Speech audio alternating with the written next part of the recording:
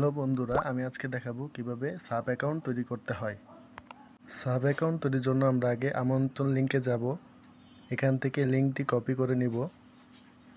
লিঙ্কটি কপি করার পর আমরা যে কোনো ব্রাউজার অথবা গুগলের মাধ্যমে সাইন আপ করে নেব। আমি গুগলের মাধ্যমে সাইন আপ করব, তাই আমি গুগলে ঢুকেছি।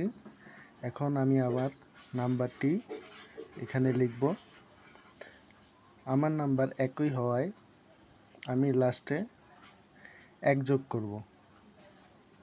তারপর লগইন পাসওয়ার্ড দিতে হবে। আপনারা ইচ্ছা মতো লগইন পাসওয়ার্ড দিতে পারবেন। আমি উদাহরণ দেওয়ার জন্য সংখ্যা বসাচ্ছি। তারপর যাচাইকরণ কোড দিতে হবে। এখানে যেই কোডটি লেখা আছে সেই কোডটি বসাতে হবে। যাচাইকরণ কোডটি সঠিকভাবে বসানোর পর এখন নিবন্ধনকরণ অপশনে ক্লিক করে সাইন আপ করে নিতে হবে।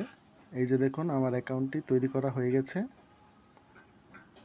এখন আমার অপশনে গিয়ে আমি আপনাদের দেখাবো। এই যে দেখুন, এটা হচ্ছে আমার সাব অ্যাকাউন্ট নাম্বার। এখন আমি আপনাদেরকে দেখাবো আমার অরিজিনাল অ্যাকাউন্টের নাম্বার। এটা হচ্ছে আমার অরিজিনাল অ্যাকাউন্টের নাম্বার।